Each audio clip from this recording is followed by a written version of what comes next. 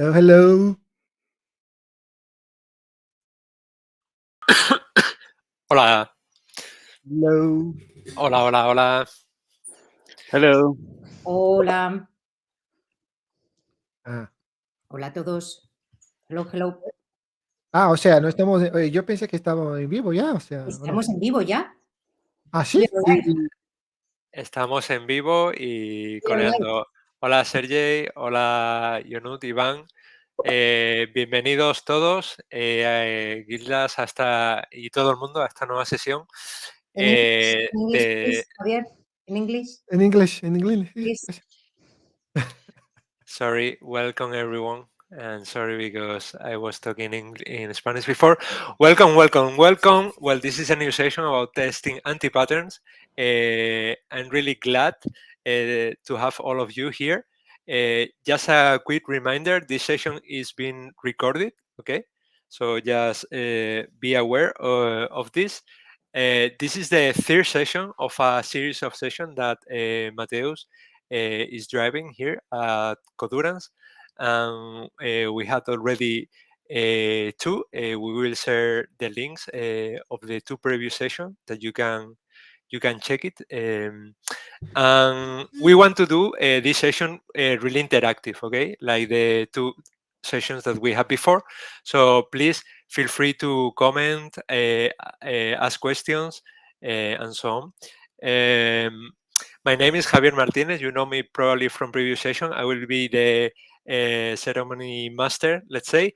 And we have today, it's a pleasure for me to have this guest today, Juan Pablo Blanco. Welcome, welcome, welcome. He is a excellent programming developer with a lot of experience in big and small and successful projects. Welcome.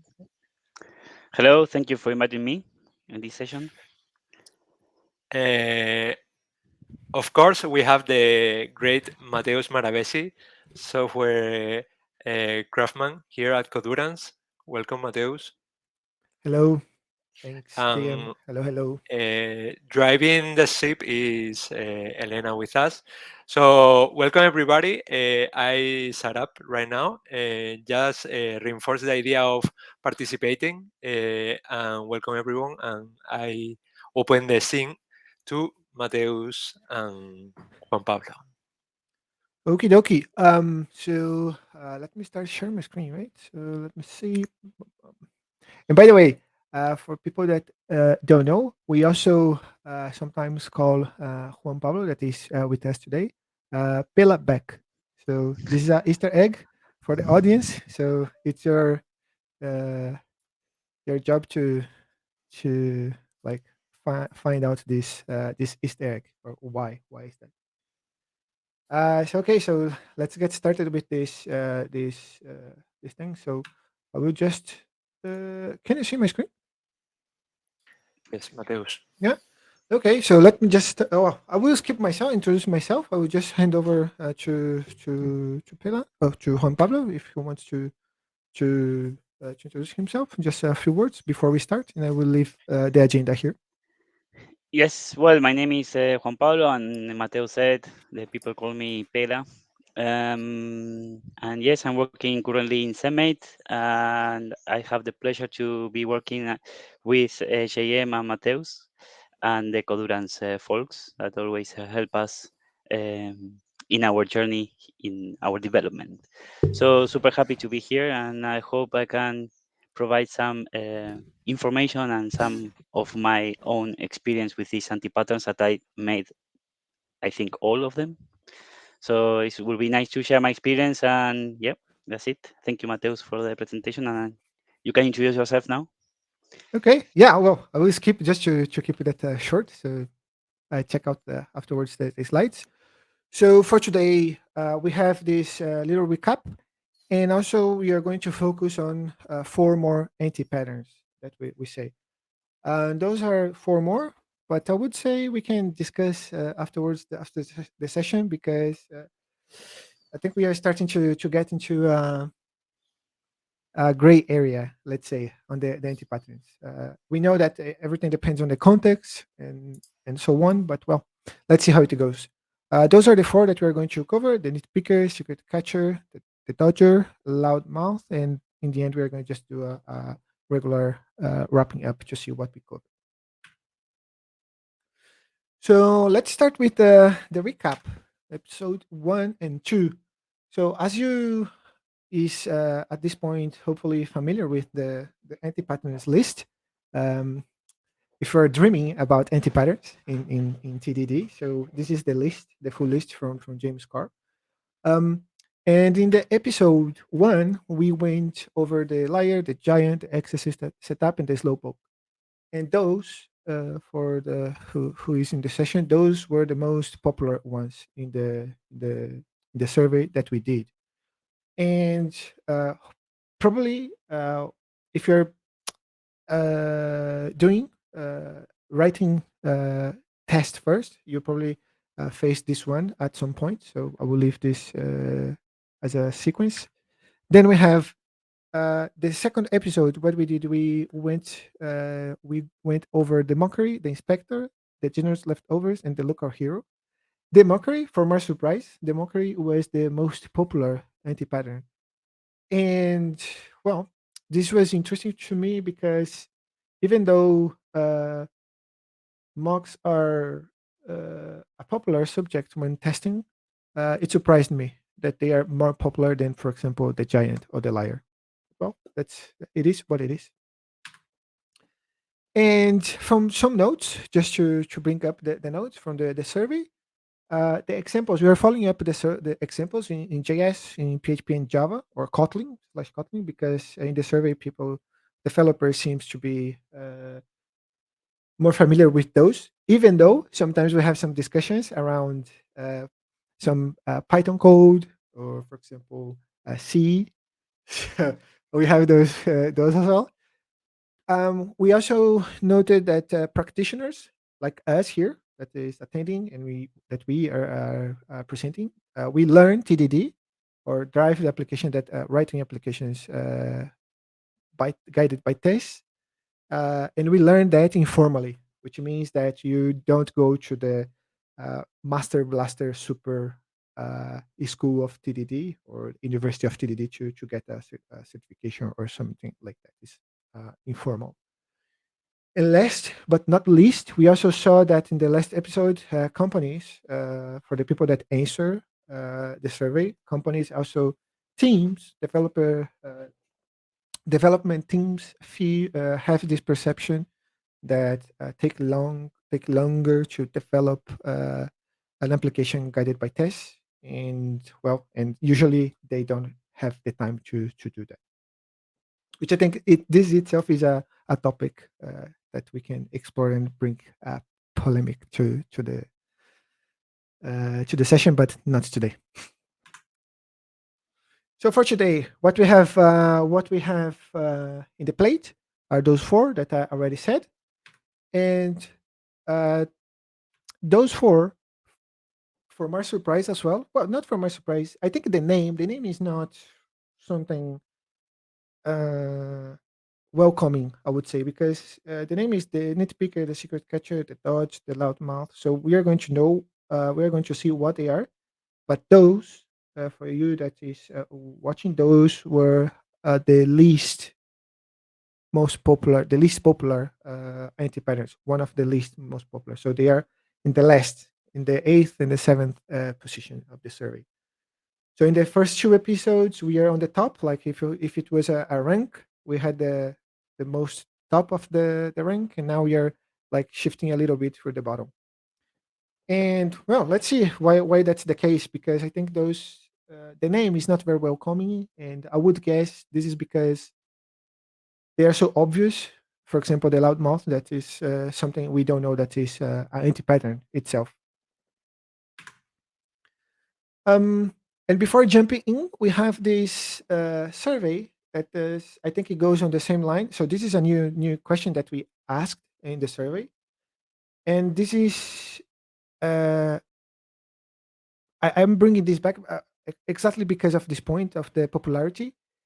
and we have at the same time we have 54% of the responses saying that they could spot, but still 45.4 couldn't identify at least one anti-pattern in the code base that they work for, which means that I would guess that the anti-patterns that we're covering today, they go along those lines, like that they people probably faced those and they didn't know.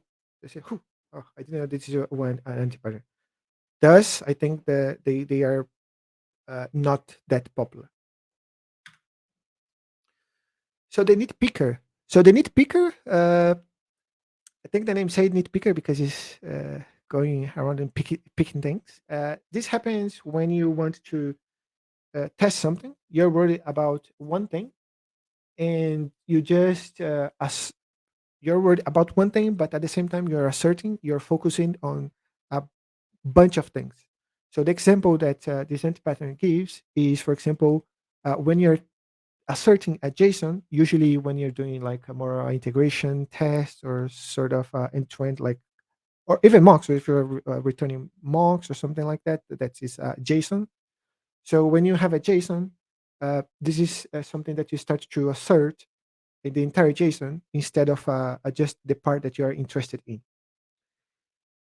It says that it's popular among web applications because I think the nature of the web is to have those standards like JSON, XML. But let's see how I can see like some spots that this can happen in other kinds of applications as well. So, for example, this is an integration test in PHP. This comes from Laravel. If we have any PHP developers around, yay! I have this test that is more integration test, and we just start how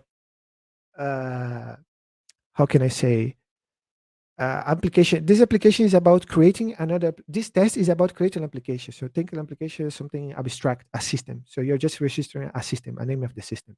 So you want to register a system, and for this test case, you're just deleting this application. So the first thing that you do is just create an application to be able to delete it. So then the next step is to check if this is an error. So this is so far is just this is more the setup of the test. And then it comes down to actually the act in a search. We see that there is something interesting here. So you're calling the endpoint with the delete, and once we get the response, we have this assert exact JSON. So which means that we asserting the JSON. The JSON that is coming is exactly the one that is coming from the application. Which means that, for example, if the contract, not say the contract, but let's say if the response changes. So if I add a new item in this JSON, the test would fail just because I added something new. Which often you can think of, but this is for me something that I think that's something that I would like to, but at least from this test perspective, this is some smell because it doesn't affect the behavior. If I'm adding something, it doesn't affect the behavior that I'm testing here. So the test should not be that fragile. In this sense, you might think, well, so if that's the case, to be so restrict, what could you do? So you could do just before asserting restrict the exact JSON, which is this one. You could just shift that to assert a fragment, which means I am worried about this fragment. So it could be like could come with more items. I don't care. The ones that I care are those two, like the error and what comes from the response. Nothing else. If I add something new, so that's fine. Nothing will break. So just make sure if you're testing driving, that the next test or the test that is related to be covered by this one. Right. Another good example. I'm showing here like an API integration test, like just focusing on the HTTP layer, the response. But then we have this open source library that is the AWS sign cookies for signing to access S3. And what they do something similar, and I would check this as a good way to do that because once they have these signed cookies, they generate those headers, and those headers is come from they generate a JSON response with this key, cloud front policy, cloud front signature, and so on and so forth. So here, once they sign the URL, which the URL for people that is familiar with AWS, this URL is just a signed URL that allows you to access a content in S3. So what happens is they sign this URL with the security headers, and instead of checking all of them at once, or for example checking the content in on the what has been signed, they just do a property check. Does this property exist in this JSON, for example?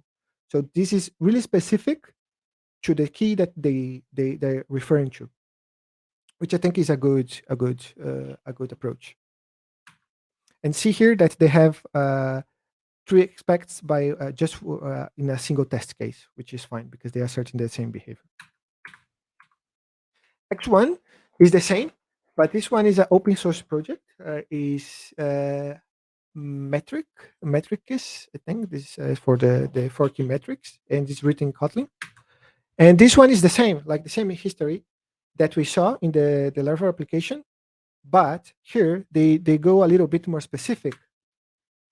So for example, here they just word about the specific JSON or the piece that interests them in the code, which is fine. So you're not asserting everything. You're preventing your code if you change some value in a specific property that you don't care. The test will be passing anyways. So this is a way to focus on your assertions on specific JSON values.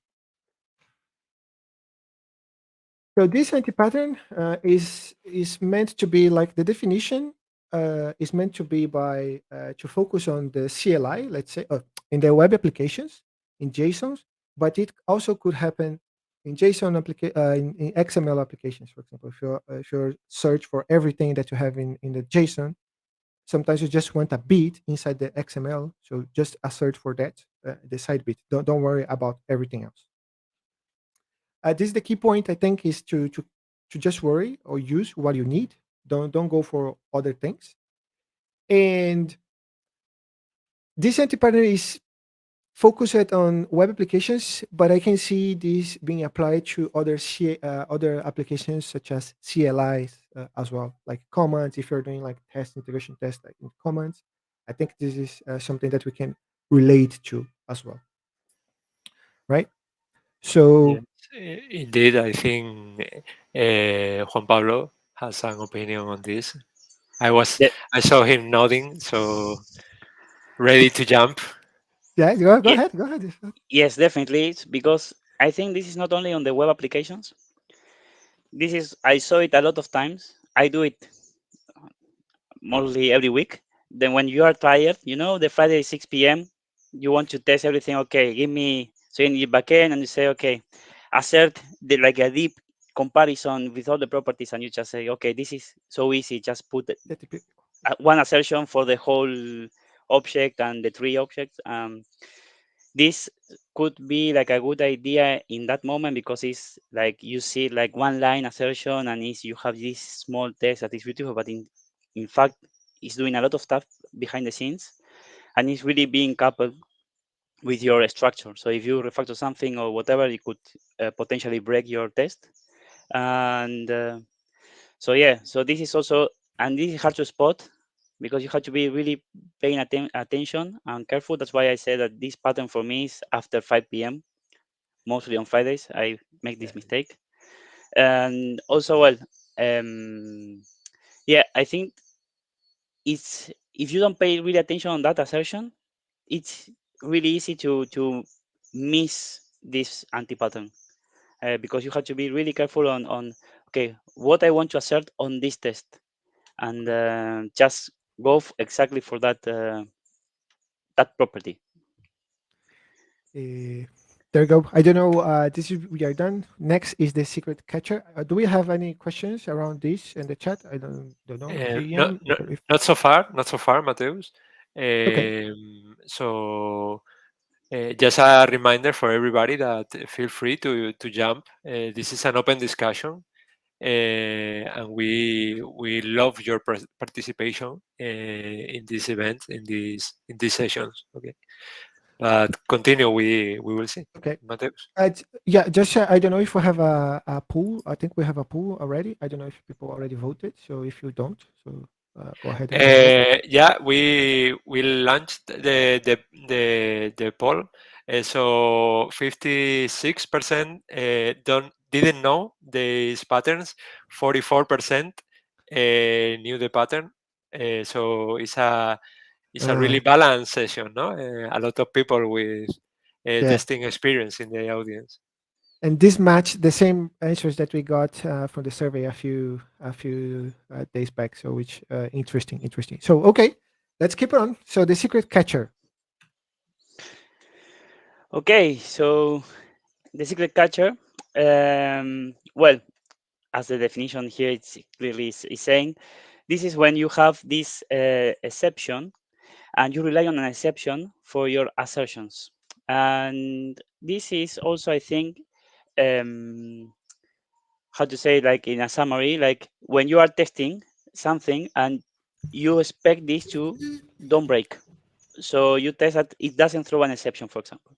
So if it doesn't break, it's fine. And so your assertion is not there, and you just rely that this is not throwing an exception.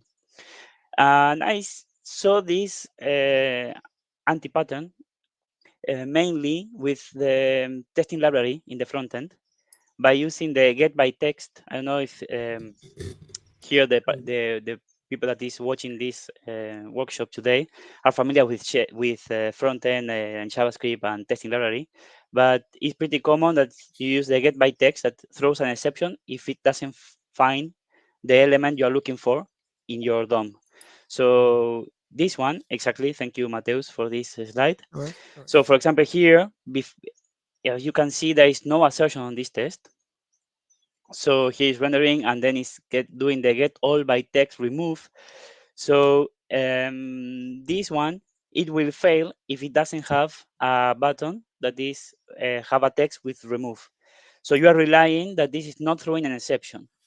So this test actually is passing, is working, but has this anti-pattern that you should have an assertion here that explicitly tell us that you are waiting that there is no error in your DOM or you are not expecting any error. This also happens in the backend when you expect you take your method and like let's say like in a closure and you say I don't want this to throw an exception.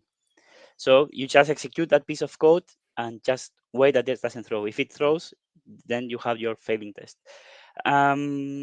So for this one, a quick fix is always remind that we need to have a explicit assertion here, and then a quick fix or a solution for this will be um, declaring the assertion.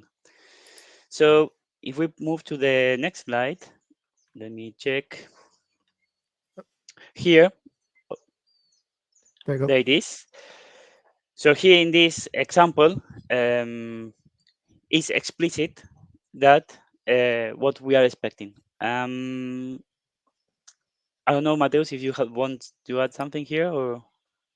No, this is really really the key. I mean, for this example, I think we also this is the fix, but there is also a hidden, like say, example inside the code base for this example, which is uh, that the exception that Pele is saying would throw uh, would not throw. So this test is really well said. Like this test would fail just as if the exception is thrown.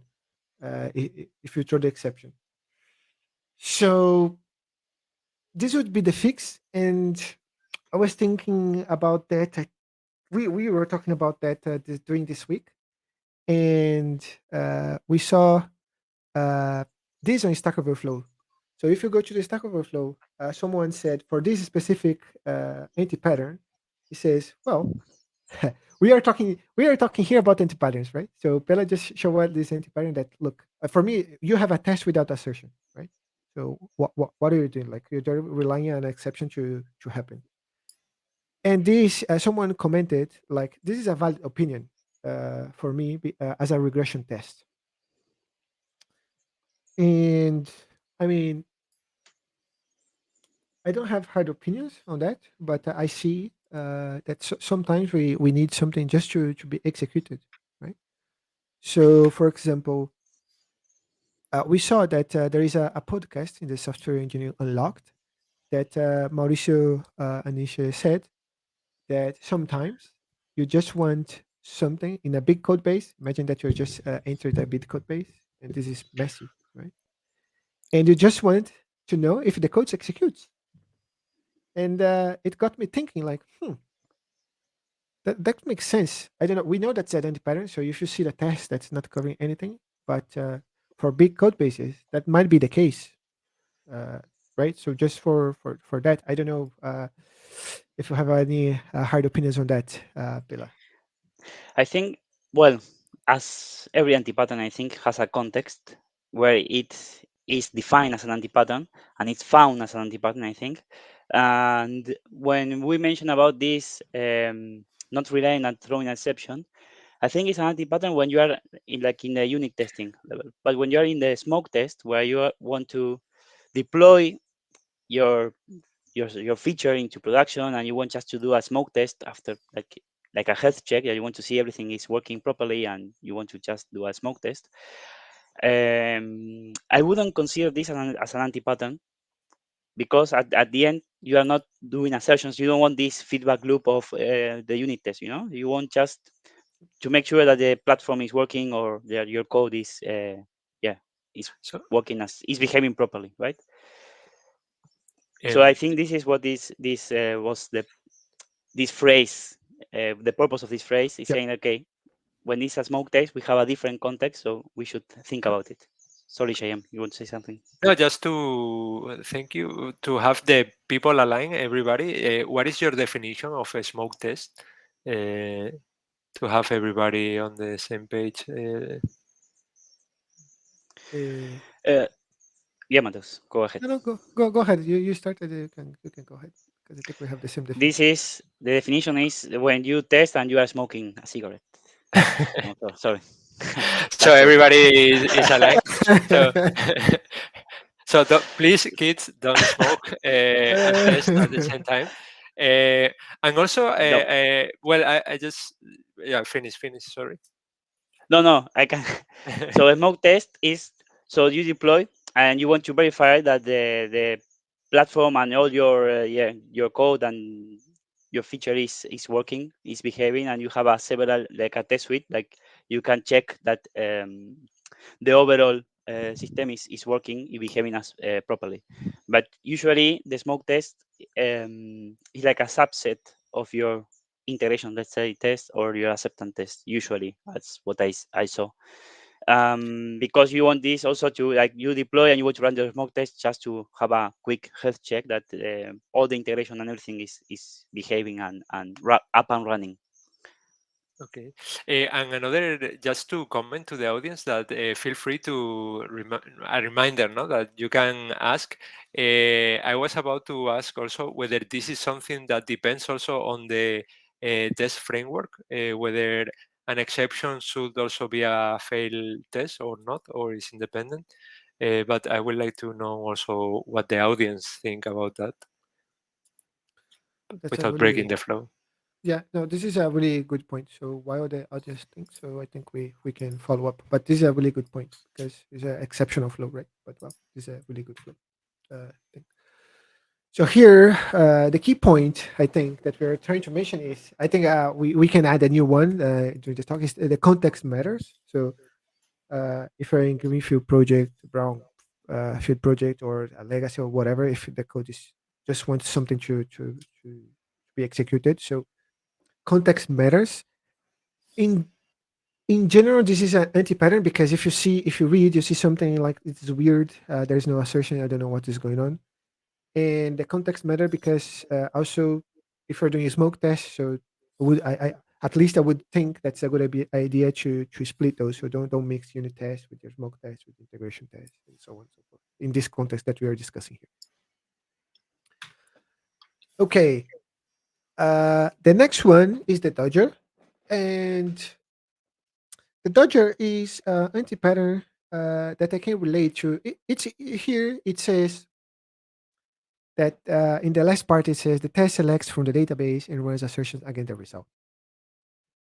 This for me is the classic example. At least for me, I myself I experienced this a lot when I was starting doing TDD.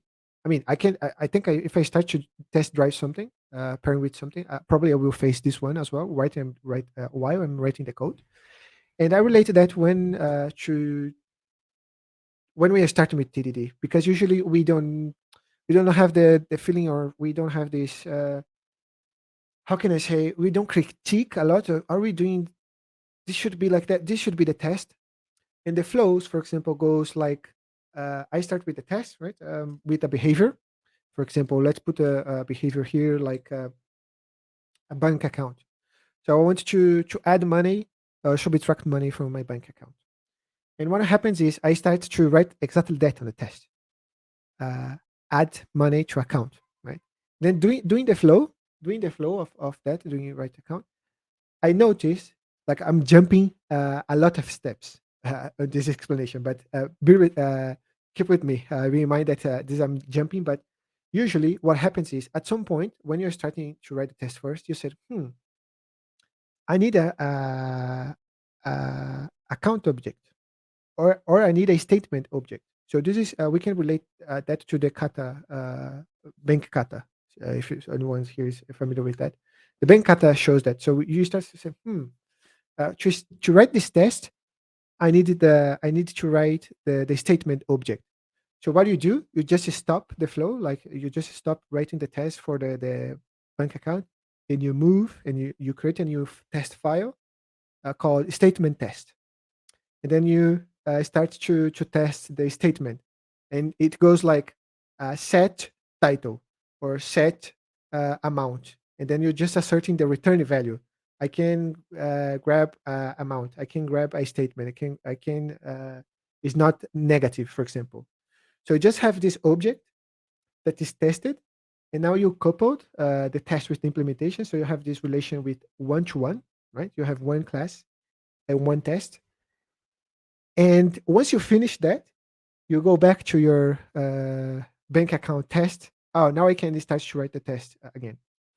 So why I related this with the database? Because this I just extracted the database, and the statement could be an entity, for example. So you're just writing the entity, and instead of testing the behavior of the account that you want, and forgetting about like you need to set something an object, you're actually testing the other object. So you're doing like this relationship one to one.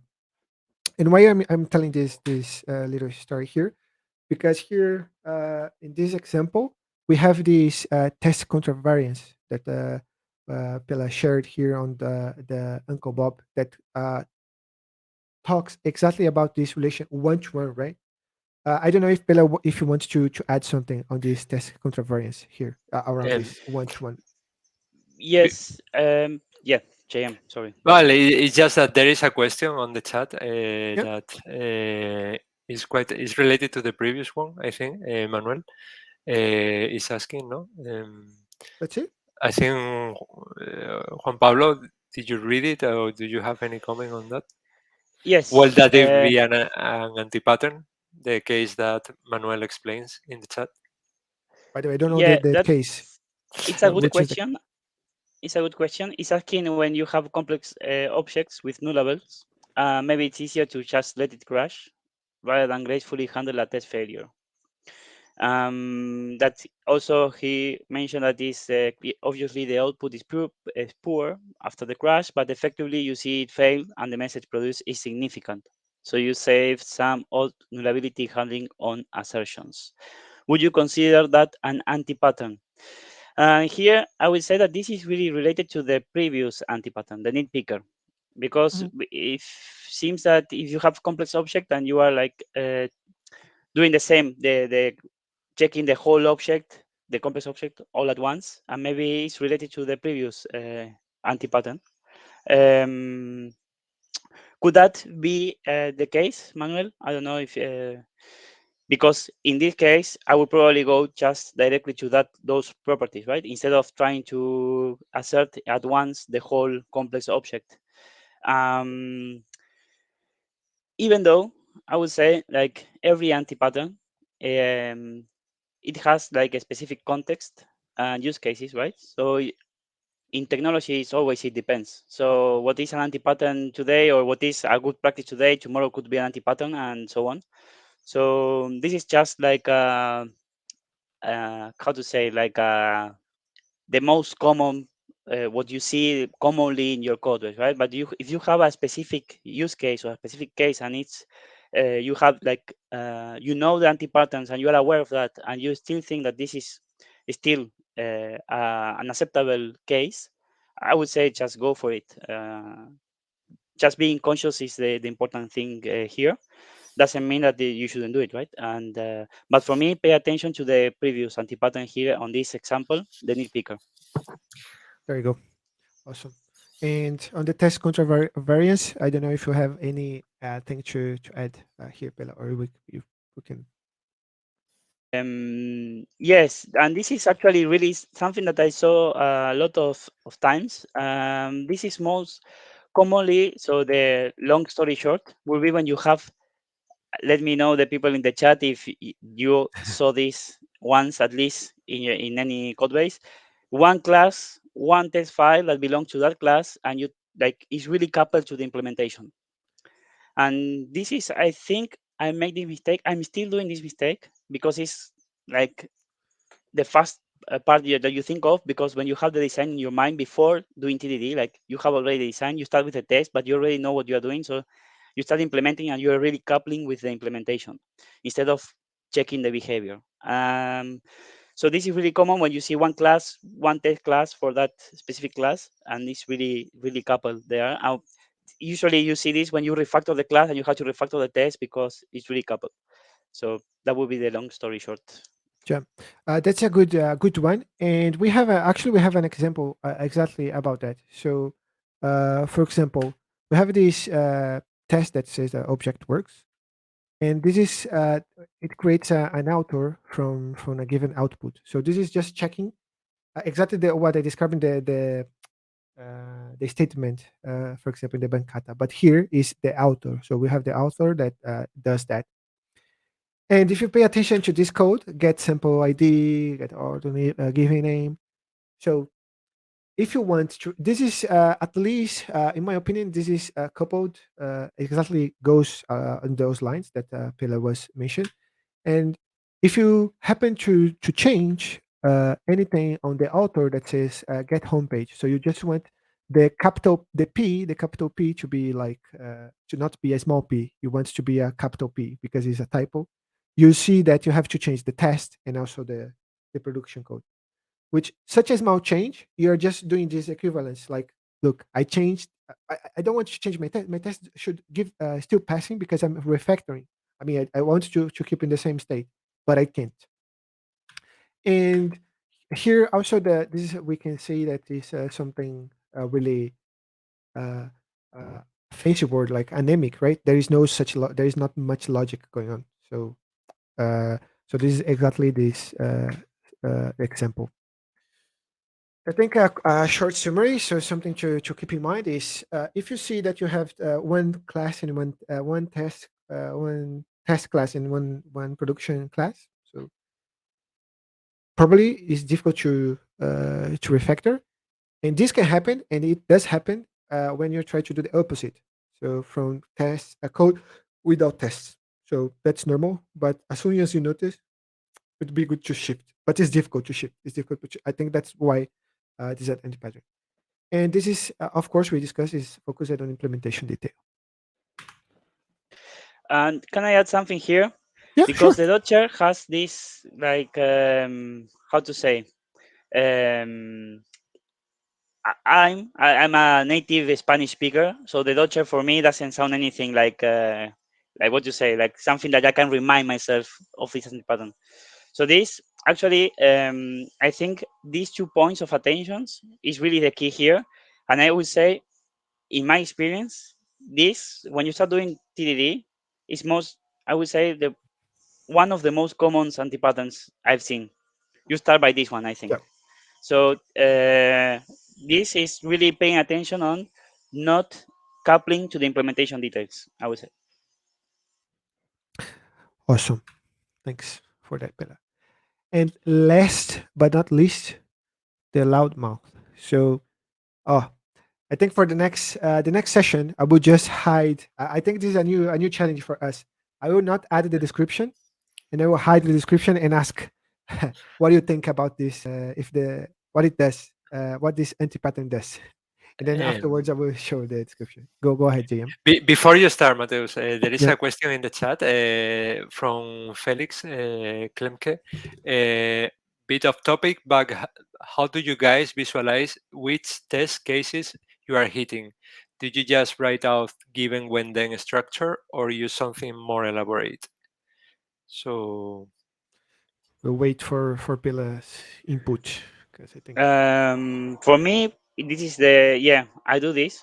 The given when then structure, I think this is what I do usually do. It's for me, it's the most clear one. And yep, I would say so. Yeah, I don't know, Mateus. What do yep. you think? Well, Given when then it's like arrange react assert right the typo A. Yeah, I mean it's fine. I also think like that. Uh, but I think the key point, the difficult part, at least for me, and I do this every day when I test driving. The key point for me is to notice when you're doing a big step. So this happens when you do a big step. So and this is difficult to notice when you're doing a big step because how do you even know that you're doing a big step, right? Uh, so I think the key part besides that is how to know that is try to write less code as possible to reach the assertion and try to refactor on that as a key point to that as well. But yeah, I agree with Bella. So let's see this one. This one is really common in JS applications with Jest. I face this a lot. I faced two today. I write tests that does. I write code that does this myself. And what before we proceed, I think we have a little bit of now. What do you think about this output from this console on this test? Is there something like it's something it's fine or is something weird? Opinions. hey, it's a green test. Huh? Yeah, that's important. Keep It's going, passing. push. It's everything is green. That go. So the loudmouth, I think that's the purpose because if you're new to the code base, at least for me, if I'm new to the code base, I see the test passing. I say, okay, they are passing. But in the back of my head, I saying, my mind say, what is this supposed to be? Like this warning is supposed to be there. What should I do? And A lot of yeah, times it happened yeah, to me when you have this console output with all your tests passing and whatever, and you are scrolling because you have one failing sure. test, but you have a lot of tests, and you're scrolling and you see all this output like warning error, but and say, okay, this is my failing test. No, it's not. This is passing, and you keep scrolling, and you see all these warnings, errors, and yeah, it could be misleading effectively. Yeah. I like the comment of Gildas in the chat, which said this is an exception black hole, no? Yeah, This catches yeah. And this one, this is the exception is a good point that Hilda's made because this is an example from an open source project that is just goes on tries to understand the code that you put on this those two editors. So you have this on the right left side, then you have this on the right side. So uh, this console log happens here. So it tries to parse the source code that is given on the editors. So whenever you have a parser, so you're trying to parse JavaScript code, and whenever you parse it, uh, there is a let's say a mock. There's a let's say a true mock because I'm verifying the behavior. If you watch it the previous session, you know what a true mock is. And then I have this to reason about the if the JavaScript code and the test code that is sent by the editors they are they are correct. They are failing. So if it's an invalid code, they are failing. So this should be the case. But here, the catch is that is parsing. So the Prima is an open source project as well. That's to parse JavaScript code and transform this in AST. And the catch is if you parse the code and Prima parses it as a invalid code, it throws an exception. And guess what?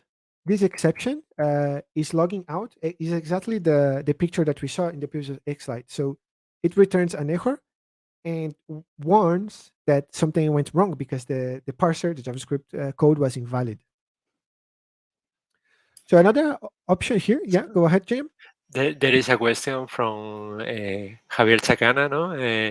So on the other side, no, he's saying is doing what was described, avoiding bubbling it to colors. What does weight more? No? What is more yeah, important? yeah. I mean, the behavior is correct, right? But the practice, no, maybe it's not so correct. The test name is it's fine, but well, what that's what I think this on the depends on the context. But here I would say this is a point of attention. The console it does what it's supposed to do, even though we have this in green, we have this warn that something went wrong. And another approach that here I think is context aware, is context dependent. If you should or should not, is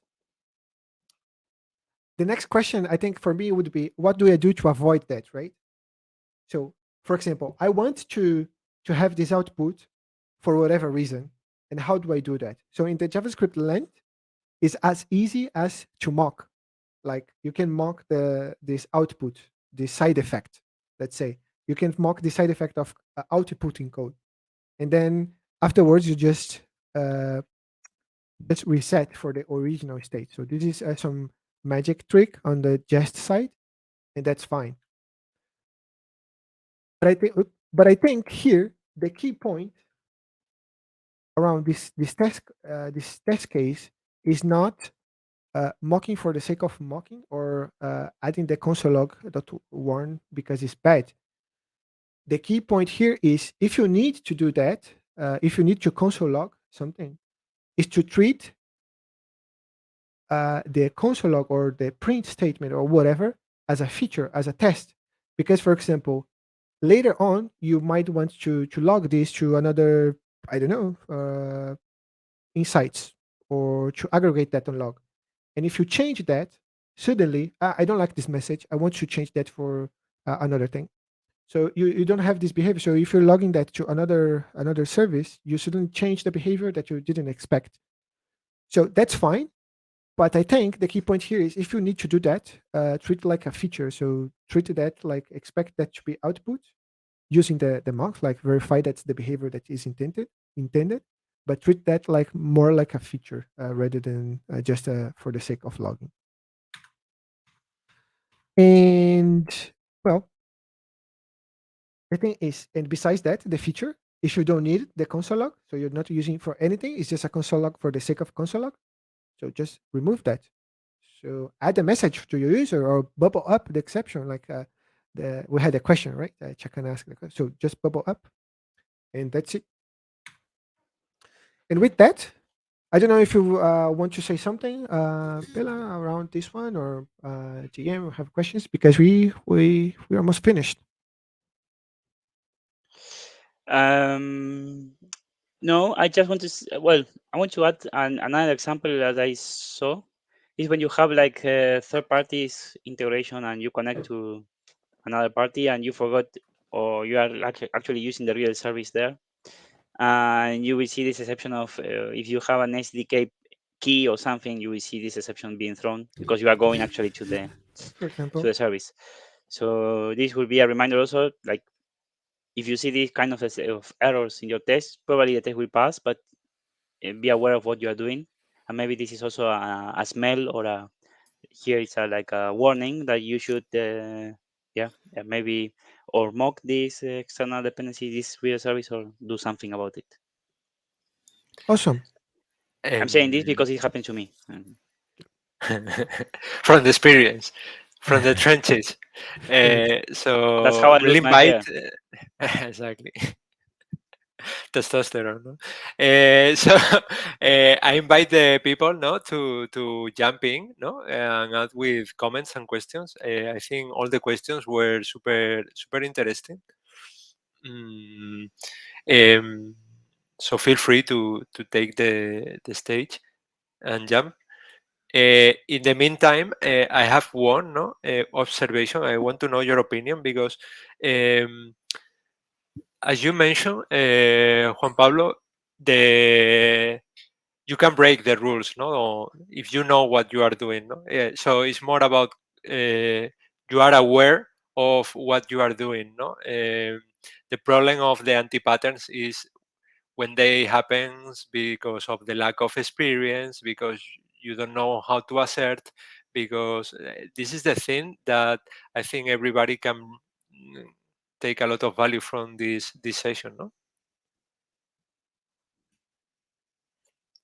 So have you seen a progression on this? Okay, now I do this, but on purpose. Now I'm evil on purpose, not by mistake. No.